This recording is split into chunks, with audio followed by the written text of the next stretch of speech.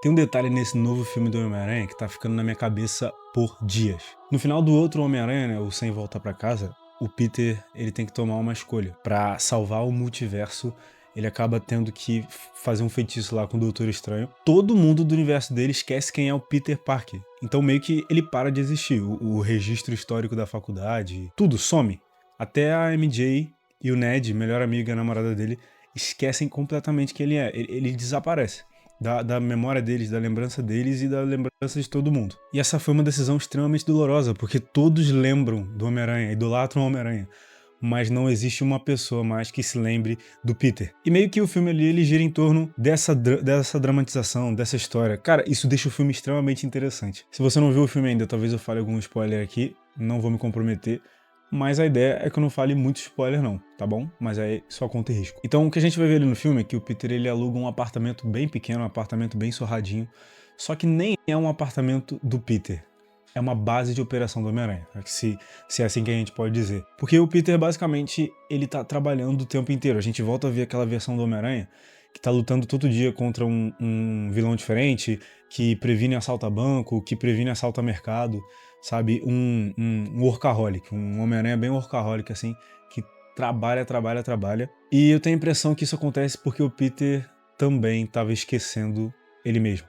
A gente chega à conclusão durante o filme que não foram só as outras pessoas que se esqueceram de quem o Peter é, mas o próprio Peter estava tentando esquecer dele mesmo. E foi um detalhe do filme que me chamou muita atenção, que é exatamente o motivo de eu estar gravando esse vídeo aqui. Cara, esse é um dos filmes do Homem-Aranha que o Peter mais fica de máscara. E eu acho que isso não é uma coincidência. Eu acho que isso, na verdade, revela algo muito profundo que o filme estava tentando passar. Que a máscara do Peter não era mais uma parte do uniforme, mas a máscara do Peter estava passando a ser um esconderijo dele. E a gente vai ver ele no filme, ele acompanhando a vida da namorada dele que esqueceu dele, do melhor amigo dele que estavam longe, ele acompanhando a vida deles durante anos, só pelo celular. Um distanciamento, ele não conversava com ninguém. A única pessoa que ele conversava era com uma policial, e isso era o Homem-Aranha conversando. Inclusive, a própria policial no filme fala sobre isso. Fala que ele não tem nenhum amigo, não tem nenhuma amizade, nenhum relacionamento profundo. Ele só tem relacionamento de trabalho. Então o Peter estava se escondendo cada vez mais por detrás do Homem-Aranha. E o filme vai mostrar isso de uma forma muito boa, que é justamente o DNA aracnídeo, né, o DNA da aranha radioativa que picou ele, vai se sobressaindo ao DNA humano. Então vai acontecendo algumas transformações, provavelmente você já viu no filme ou então no trailer, que são a teia orgânica, né, a teia sai do próprio corpo dele, ele meio que não consegue controlar muito a força, os instintos dele ficam mais apurados. Então é como se a aranha estivesse tomando conta do Peter. Já não havia mais uma separação direito entre o Peter e o Homem-Aranha, justamente porque o Peter se perdeu dentro do Homem-Aranha. E foi exatamente aí que eu percebi que esse filme tá falando muito sobre a gente também. Inclusive, eu acho que essa é a ideia. A gente tá o tempo todo colocando máscaras, a gente vive numa cultura de uma boa performance. Então a gente tem que estar todos os dias bem, todos os dias felizes, todos os dias fortes. E se você também é cristão, você precisa estar todos os dias bem religioso, querendo orar, querendo fazer seu devocional, querendo ir pro culto, bem feliz.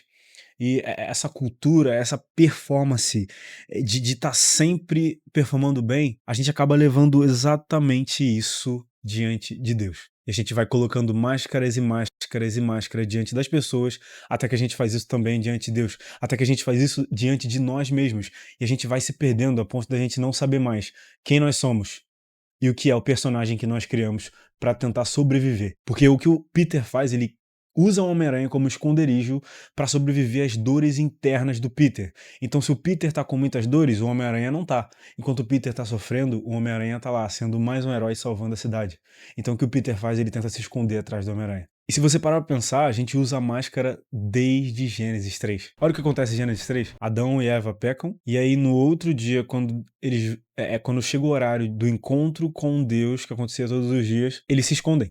E desde aquele dia que pecamos, nós tentamos nos esconder. Porque a cultura do pecado é esconda. Se esconda. Não tente mudar, não tente melhorar, mas esconda. Então percebe, o primeiro impulso do homem pecador foi criar uma máscara diante de Deus.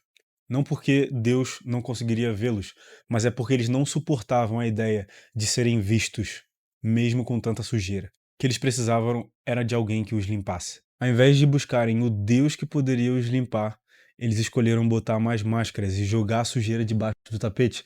Só que tem um detalhe, nosso Deus enxerga debaixo de qualquer tapete. Então ele sabe exatamente qual é a nossa sujeira. Quando Jonas tentou fugir de Deus, ele foi encontrado. E quando você acha que você está escondido de Deus, você é encontrado e você é visto.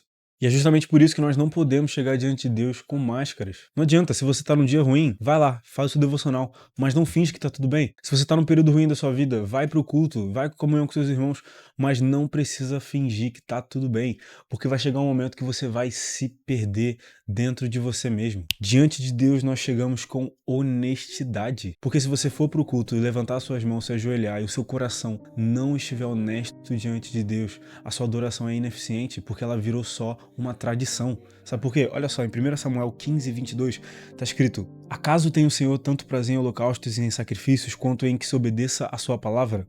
A obediência é melhor do que o sacrifício, a submissão é melhor do que a gordura de carneiros. O que Deus estava dizendo aqui é que o que ele tem prazer mesmo é no coração contrito. E através da tradição, a tradição do sacrifício demonstrava um coração contrito. Mas toda vez que você faz algo por tradição, por disciplina, sem um coração devoto, a tradição se esvazia. É como Jesus fala, esse povo me honra com os lábios, mas o seu coração está longe de mim. Se vocês lembrarem, Moisés ele tinha que usar um véu no rosto, porque quando ele entrava em contato com a glória de Deus, o rosto dele brilhava e as pessoas não conseguiam olhar para ele. Mas quando ele ia se colocar novamente diante de Deus, ele tinha o cuidado de remover o véu. Porque diante de Deus não pode ter um traço de máscaras. Porque isso pode nos corromper e nos corromper diante de Deus. Não adianta a gente chegar a Deus com as nossas tentativas inúteis de mascarar algo que está dando errado. Não adianta a gente chegar a Deus com máscaras tentando ser aceito. Jesus já fez a gente ser aceito. E assim como Peter se perdeu no Homem-Aranha, pode ser que você se perca no que você está fazendo. O seu valor não está medido pelo que você faz, mas o seu valor se mede por quem você é. Agora, o que você faz é apenas um resultado de quem você é. Por isso que Tiago fala que a fé sem obras é morta, porque as obras são uma evidência de uma fé genuína, mas não é por causa das obras que você tem fé. É você tem fé, por isso você faz obras. É você é salvo, por isso você faz obras. Mas assim como o Peter começou a ser definido pelo Homem-Aranha, muitas vezes a gente começa a ser definido pelo nosso cargo ministerial, pelo nosso trabalho, pelo que fazemos.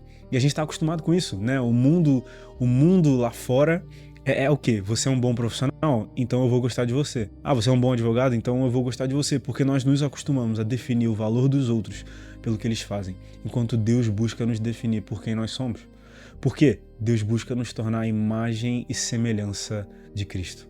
Esse é o desejo principal. Então tudo que fazemos tem o objetivo de nos tornar a imagem e semelhança de Cristo. Então, meus amigos, está na hora da gente remover completamente as máscaras. Ah, eu erro tanto nisso, eu erro tanto naquilo. Cara, sim, que bom que você já sabe que você está doente, que você é um pecador carente da glória de Deus. O primeiro passo para você ser abraçado pelo Evangelho já foi. Jesus veio justamente para você, porque ele não veio para os sãos, mas ele veio para os doentes. Ele veio para nós, pecadores. Ele veio para aqueles que removem as máscaras e mostram a ele as suas feridas e se tornam vulneráveis diante de Deus. Então esse vídeo aqui é um convite para você remover as suas máscaras. E se tu não viu o filme do Homem-Aranha ainda, vai ver porque tá muito bom, tá bom? É isso, meus amigos. Tamo junto.